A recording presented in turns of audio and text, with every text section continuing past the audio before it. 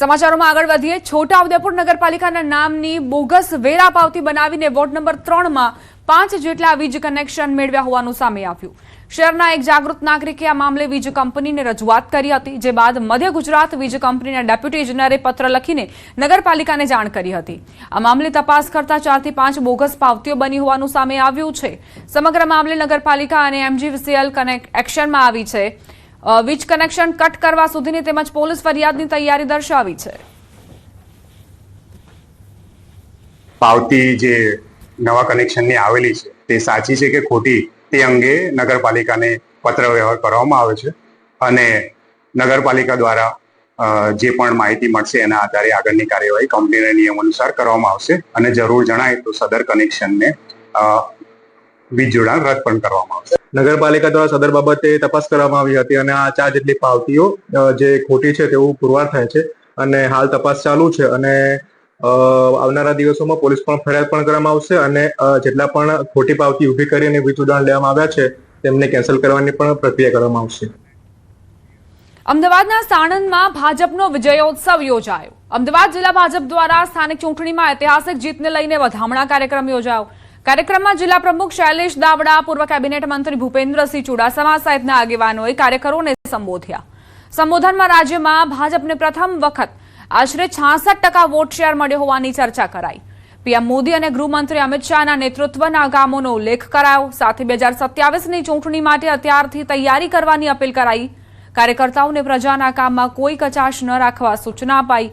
મત આપ્યો હોય કે ન આપ્યો હોય, સૌના કામ કરવા ભાર મુકાયો। જીતેલા ઉમેદવારોને લોકસંપર્ક વધારવા કહેવાયું। જીતની સાથે હારની પણ સમીક્ષા કરવાની વાત કરાઈ।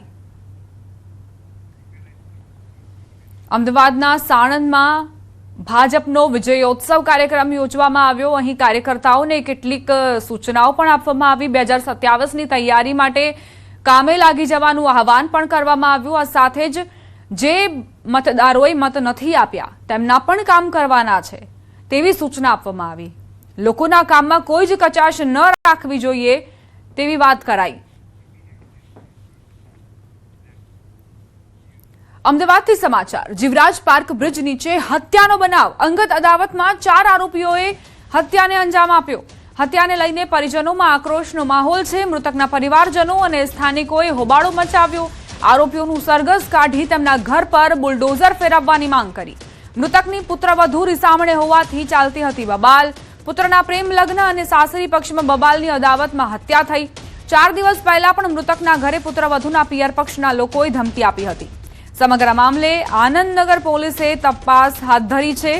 માથામાં ફટકા મારી આધેડની હત્યા નિપજાવવામાં આવી હતી। 52 વર્ષીય નટુભાઈ પરમારનું સારવાર દરમિયાન મોત થયું। મૃતક નટુભાઈના મોટા પુત્ર કૌશિકે 4 વર્ષ પહેલા પ્રેમ લગ્ન કર્યા હતા। બાદમાં બંને પરિવારો વચ્ચે સમાધાન થયું।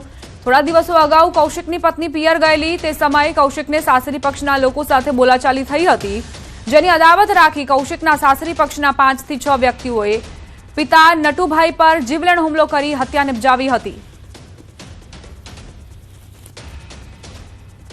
એ છે કે એ લોકોની જગ્યા જ્યાં રહે છે ને ત્યાં બુલડોઝર ફેરવી આપો અને એ લોકોને ફૂલ સજા આપો, હાજર કરો। એને હાજર કેમ નથી કરતી સરકાર? તપાસમાં સીસીટીવી ફૂટેજ ચેક કરીને કાયદેસરની તપાસની કાર્યવાહી કરવામાં આવેલી છે। આરોપીની ઓળખ કરવામાં આવે છે અને આરોપીને પકડવા માટેની તજવીજ ચાલુ કરવામાં આવેલી છે। આ જે વ્યક્તિ મરણ જનાર છે એમના જે દીકરા હતા કે એમને એક શું કહેવાય જે લગ્ન થયેલા હતા 4 વર્ષ 6 વર્ષ પહેલાં, કે એને 6 મહિનાથી રીસામણે હોવાના બાબતેથી એવી રીતને એમને થોડું ઘણું માથાકૂટ ચાલતી હતી। એ બાબતે પછી આગળ આ બનાવ બનેલ છે। વાવ-થરાદના થરાદ હાઈવે પર વાતડાઉ ચેકપોસ્ટ ઉપરનો વિડીયો વાયરલ થયો છે। પોલીસ કર્મી અને ટ્રક ચાલક વચ્ચેની બબાલનો વિડીયો વાયરલ થયો છે। પોલીસ કર્મી દ્વારા ટ્રક ચાલકને અભદ્ર ભાષા અને હાથાપાઈ કરાતા હોવાનો વિડીયોમાં સામે આવ્યું। રાજસ્થાન તરફથી આવતી ટ્રક અને પોલીસ કર્મી વચ્ચે અવારનવાર ચેકપોસ્ટ ઉપર બબાલ થાય છે। વાયરલ વિડીયો ક્યારનો છે તેને લઈને હજુ કોઈ ન્યૂઝ 18 ગુજરાતી પુષ્ટિ નથી કરતું।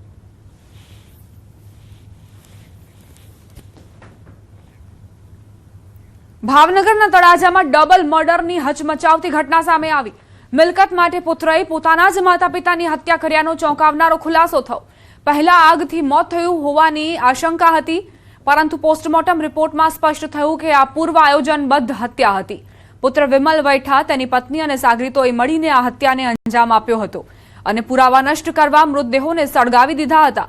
તળાજા પોલીસ અને લોકલ ક્રાઇમ બ્રાન્ચે ચારેય આરોપીઓને ઝડપી પાડી કેસનો ભેદ ઉકેલી લીધો. હાલ તમામ આરોપીઓ પોલીસ કસ્ટડીમાં છે અને વધુ તપાસ ચાલુ છે. એ સોની દંપતીની હત્યા થયેલી તારીખ થોડાક દિવસ પહેલાં. એમાં એમના દીકરા અને વહુ એમને મારી નાખી અને સળગાવી દીધેલો. જે સૌપ્રથમ તળાજા પોલીસ સ્ટેશન એડી દાખલ થયેલ. જે એડીની તપાસ કરી અમે ફોરેન્સિક સાયન્સ લેબ PM કરાવેલ, FSLમાં મુદ્દામાં મોકલેલ. જેના તારણ રૂપે તપાસમાં એવું ફલિત થયેલ કે તેમનું ગળું દબાવી અને હત્યા કરવામાં આવેલ છે અને ત્યારબાદ સળગાવી નાખવામાં આવેલ છે. અમરેલીના ધારીમાં સિંહનો વિડીયો વાયરલ થયો છે. અમરેલી રોડ પર મોડી રાત્રે 8 સિંહ રોડ પર જોવા મળ્યા. રોડ ક્રોસ કરી રહેલા 8 સિંહનો વિડીયો વાયરલ થયો. શિકારની શોધમાં મોડી રાત્રે હાઈવે ઉપર સિંહ પરિવાર રસ્તો પસાર કરતા જોવા મળ્યા. JCBના ડ્રાઈવરે 8 સિંહને કેમેરામાં કેદ કર્યા. અમરેલી જિલ્લામાં સૌથી વધારે સિંહો છે, ત્યારે ધારી અને આસપાસના વિસ્તારમાં સિંહોના ગ્રુપનો વસવાટ છે. સંવાદદાતા રાજન જોડાઈ ગયા છે વધુ જાણકારી સાથે. રાજન, આ વિડીયો ક્યારનો છે અને શું માહિતી તેને લઈને? બિલકુલ, આ વિડીયો જે છે ધારી નજીક અમરેલી ધારી રોડ પરનો વિડીયો હોવાનું અનુમાન છે અને 8 સિંહો એકી સાથે રોડ ક્રોસ કરતા હોય તે પ્રકારનો વિડીયો સોશિયલ મીડિયામાં વાયરલ થયો છે. વિડીયોમાં જે રીતે દેખાઈ રહ્યું છે કે એક JCB થંભાવી દેવામાં આવ્યું છે ને તેના ડ્રાઈવરે કદાચ આ વિડીયો શૂટ કરી અને સોશિયલ મીડિયામાં વાયરલ કર્યો હોઈ શકે છે. પરંતુ સૌથી મોટી વાત એ છે કે અમરેલી જિલ્લામાં હવે સિંહોની વસ્તી વધી રહી છે. ગીર જંગલ કરતા રેવન્યુ વિસ્તારમાં સિંહો સૌથી વધુ છે. ગઈકાલે પણ જે રીતે ખાંભા તાલુકાના ઇંગોરાળા ગામનો વિડીયો આવ્યો હતો, જેમાં ગામની શેરીઓમાં સિંહ લાઈવ શિકાર કરતો હોય તે પ્રકારના દ્રશ્યો સામે આવ્યા હતા. એટલે આ પ્રકારના દ્રશ્યો હવે છાસવારે સામે આવે છે અને સિંહો મોટી સંખ્યામાં છૂટથી હરીફરી રહ્યા હોય અમરેલી જિલ્લામાં તે પ્રકારનો માહોલ છે. જી, આભાર રાજન જાણકારી આપવા માટે.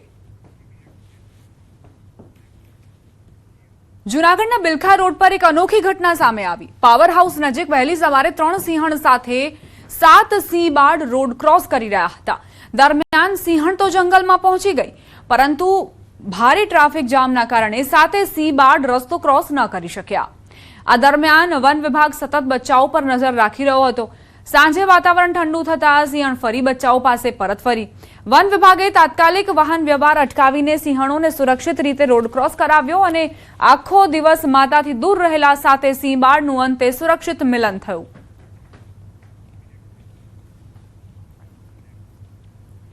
દ્વારકામાં ભારતીય પુરાતત્વ સર્વેક્ષણની ટીમ દ્વારા દરિયાઈ ખોદકામ કરાયું હતું, જેમાં પ્રાચીન સભ્યતાના અવશેષો મળી આવ્યા. બેટ દ્વારકાના સમુદ્ર કિનારે પ્રાચીન વસાહતો હોવાના પુરાવા મળતા ત્યાં વિધિવત રીતે 20 જેટલી ખાઈ ખોદવામાં આવી હતી. આ ખોદકામ દરમિયાન એક વિશાળ સ્ટ્રક્ચરલ કોમ્પ્લેક્સ મળી આવ્યું છે, જેમાં અનેક ઓરડાઓ અને ખુલ્લા કોરિડોર છે. આ સંકુલની ચારે બાજુ સુરક્ષા માટે બનાવવામાં આવેલી કિલ્લેબંધી પણ જોવા મળી છે. इस क्रम में बेट द्वारिका में समुद्र के तट पर जो प्राचीन बस्तियों के अवशेष हैं वहाँ पर विधिवत रूप से लगभग 20 ट्रेंचेस लगाई गई और इसमें एक विशाल स्ट्रक्चरल कॉम्प्लेक्स उजागर हुआ, जिसमें कई सारे कमरे हैं, ओपन कॉरिडोर्स हैं चारों तरफ और चारों तरफ उसमें जो है एक सुरक्षा प्राचीर या फोर्टिफिकेशन प्रतीत होती है. સંશોધનમાં પ્રાચીન સમયની વ્યવસાયિક અને ઔદ્યોગિક પ્રવૃત્તિઓના મજબૂત પુરાવાઓ સાંપડ્યા છે. અહીંથી મણકા બનાવવાની કળા અને તાંબુ લોખંડ ગાળવાના પુરાવા પણ મળ્યા છે. ખોદકામમાં રોમન ઇન્ટાગ્લિયો અને રોમન સિક્કાઓની છાપ તેમજ રોમન એમ્ફોરા જેવી કિંમતી વસ્તુઓ મળી છે. આ ઉપરાંત ટોર્પિડો જાર અને માટીના વાસણોના ટુકડા પણ પ્રાપ્ત થયા છે.